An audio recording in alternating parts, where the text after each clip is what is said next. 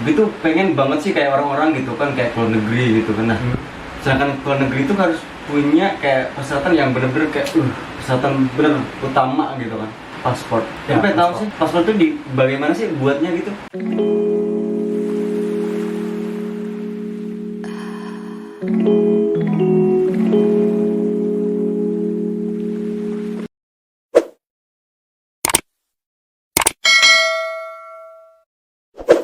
Halo guys, balik lagi di channel YouTube kita Bromance Indo.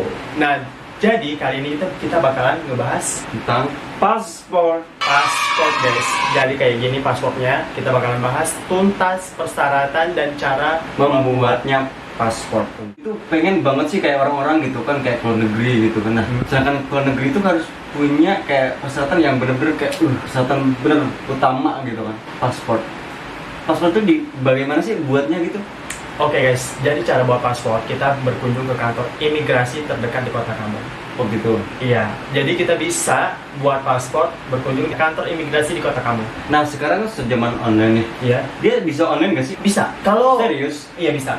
Kalau kalian mau daftar online di aplikasinya aku kasih, bisa download di Play Store. Itu aplikasinya kalian bisa daftar di situ. Kalau udah daftar, udah dapat nomor antrian di kantor imigrasi. Tahu sih persyaratan membuat paspor tuh apa aja sih yang dibutuhkan, misalnya kayak dokumen atau pribadi apa gitu yang harus disediakan atau disiapkan sama kita? Pertama kita harus menyediakan dokumen, itu pasti ya. Kalau kita mau datang ke kantor imigrasi, pasti dokumen kalian udah lengkap. Oke. Yang pertama kalian harus punya KTP yang kayak gini KTP-nya, terus kalian punya KK, terus kalian harus membawa akte kelahiran, kalian harus bawa juga surat keterangan domisili.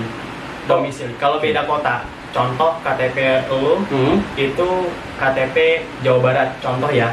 Terus lu tinggal di Jakarta, otomatis kan itu beda provinsi. Betul. Kalian harus punya keterangan domisili dari kelurahan setempat.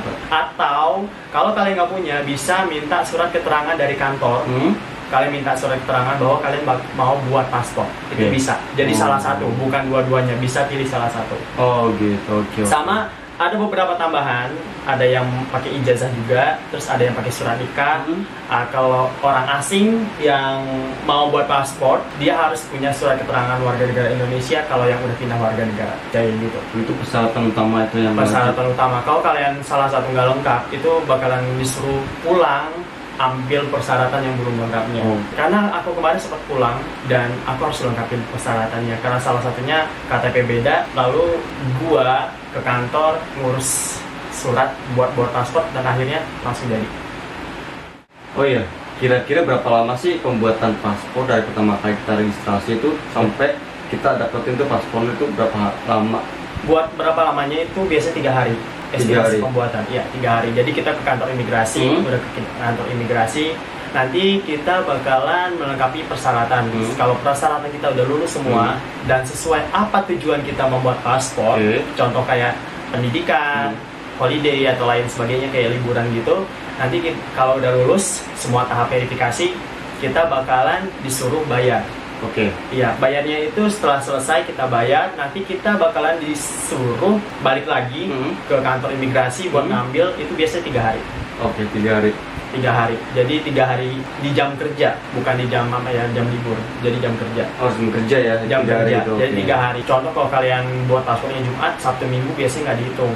Berhitungnya dari Senin, Selasa kalian balik. Tapi tergantung janjiannya juga ya. Kalau kalian janjian sama petugas imigrasinya disuruh balik Senin, ya kalian balik aja. Jadi kalau sepengetahuan aku sih hari kerja.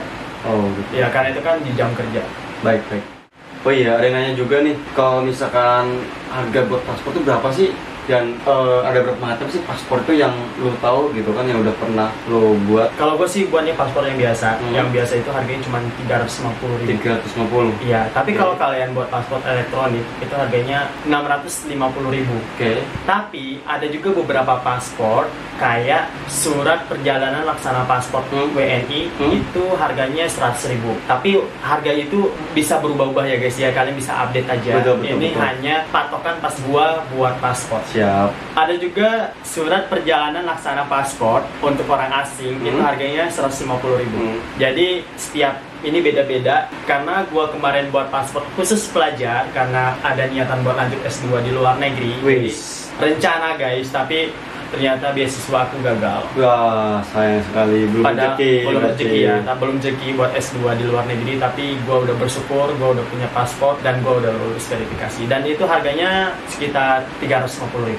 350.000. Yang biasa aja, tapi ada yang lembaran-lembaran yang lebarannya lebih banyak, itu lebih mahal. Lebih mahal lagi. Iya, lebih mahal lagi. Jadi tergantung kalian mau paspor yang mana. Tapi kalau rekomendasi aku, kalau kalian jarang-jarang keluar negeri, yang biasa aja.